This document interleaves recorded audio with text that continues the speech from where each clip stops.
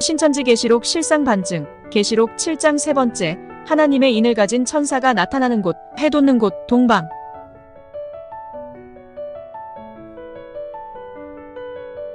계시록 7장 2절에서 4절을 읽어보면 해 돋는 곳에서부터 하나님의 도장을 가지고 온 천사가 하나님의 종 14만 4천을 택해 그 도장으로 인을 치고 있습니다. 신천지는 이 14만 4천을 자기들의 신천지 교인들이라 주장하고 있는 바 계시록 7장의 해 돋는 곳의 실체도 필요하며 거기로부터 나오는 천사가 누구인지도 밝혀야 하는 것이죠. 신천지는 하나님의 인을 가진 천사가 하나님의 종들 곧 14만 4천에게 인을 치는데 그 인치는 장소가 바로 해 돋는 곳에서부터 시작한다 했고 그 해 돋는 곳을 동방이라 하며 그 동방은 경기도 과천을 소재로 둔 신천지라고 말을 합니다.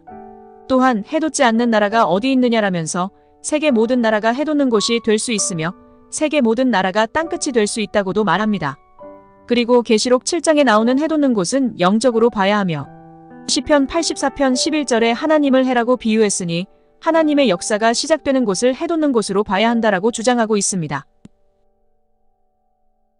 신천지가 말하는 하나님의 역사가 처음 시작되는 곳은 창세기에서에 나오는 에덴 동산입니다.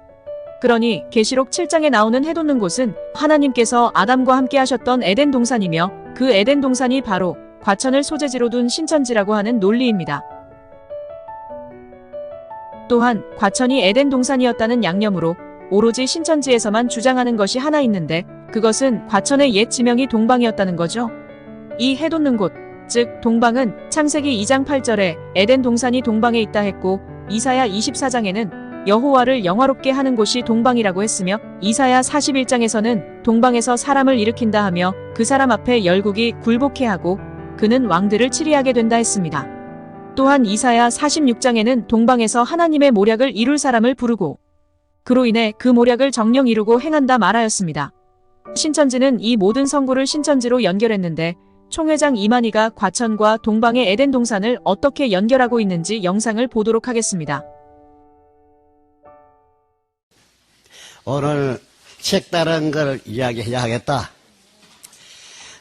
우리 신천지가 있게 된 것 말입니다.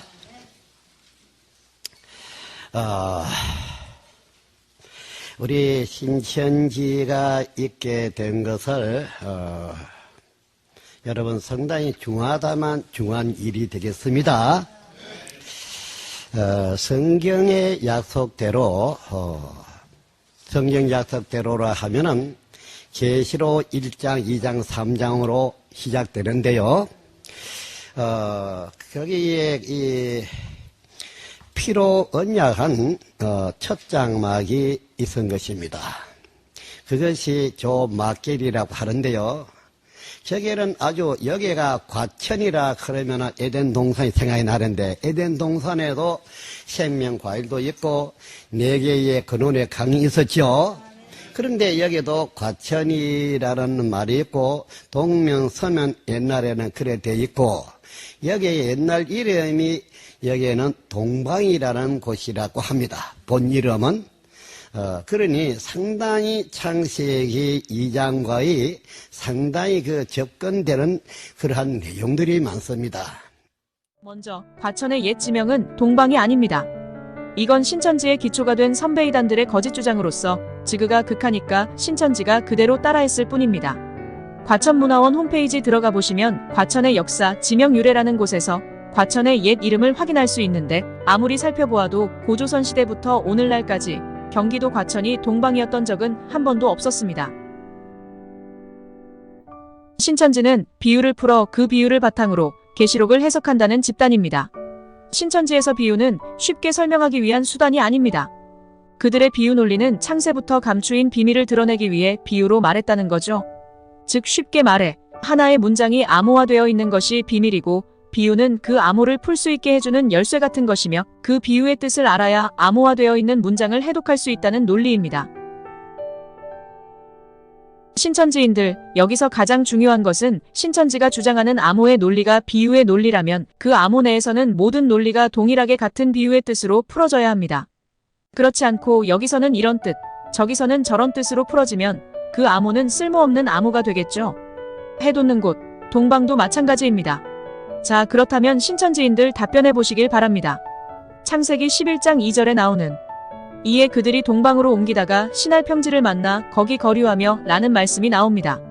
신천지의 주장대로 해서 창세기서에 나오는 동방이 대한민국 과천인데 그렇다면 신할 평지는 서울입니까?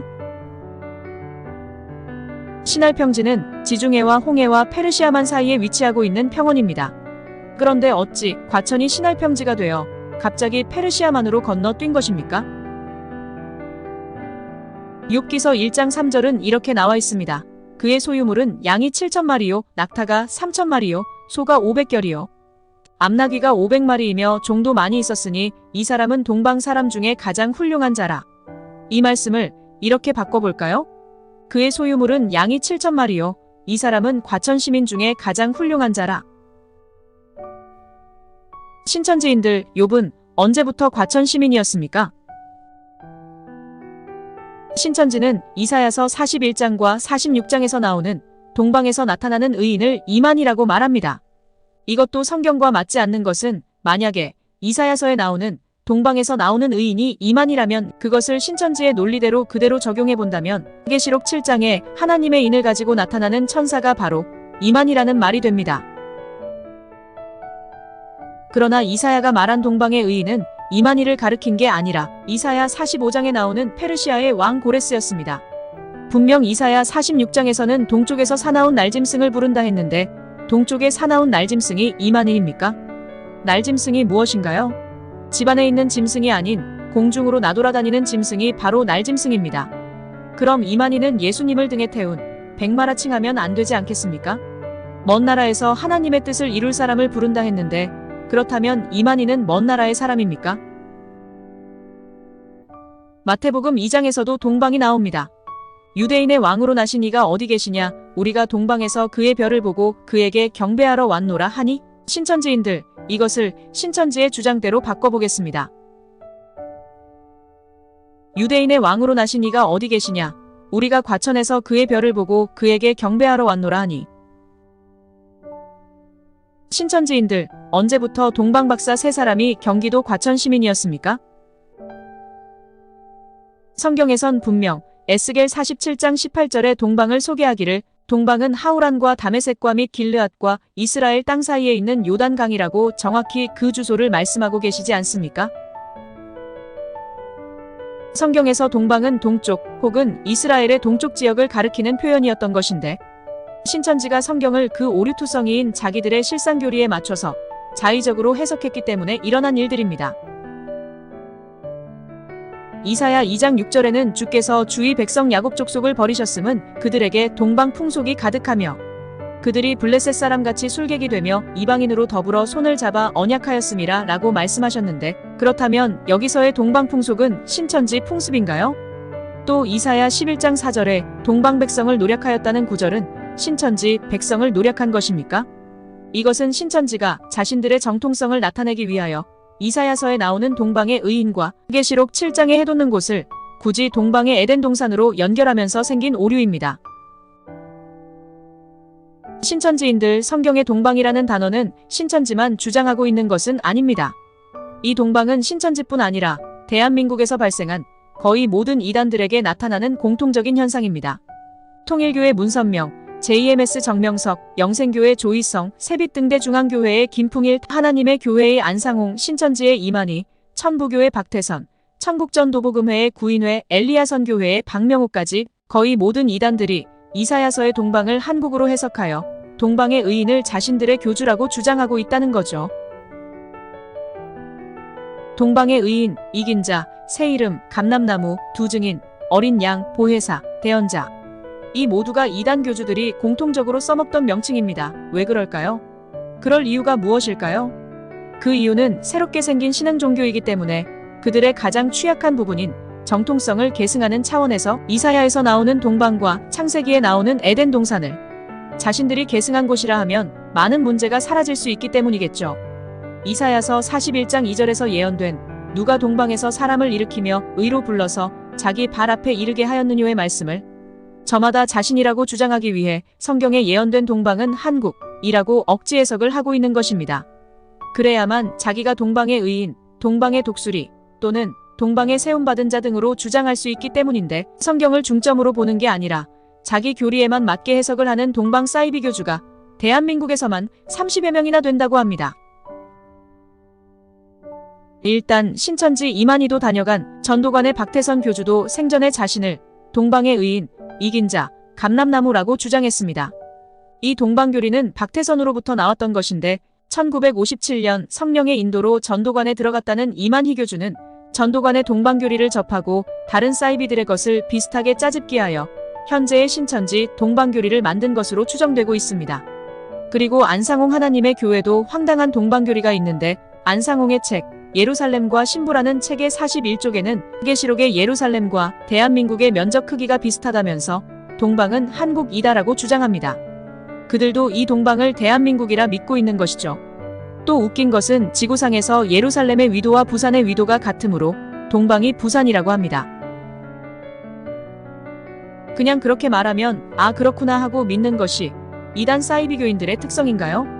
이는 이만희가 했던 많은 신비체험들을 확인한 사람이 한 사람도 없음에도 불구하고 신천지인들은 그냥 아 그렇구나 하고 따라가고 있는 게 아닙니까? 신천지인들이 즐겨 쓰는 말 있죠? 보기는 봤나? 듣기는 들었냐고요? 신천지인들 되물어 볼게요.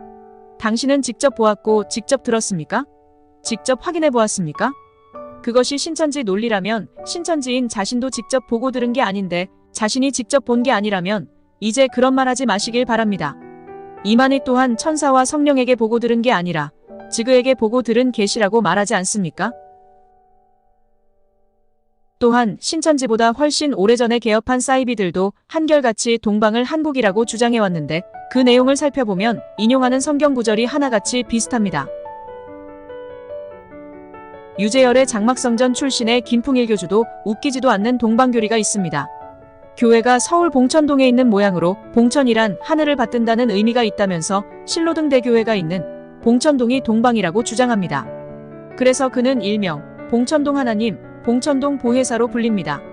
그가 지은 생명나무라는 책에 보면 천국은 왜 한국을 중심으로 이루어지는가?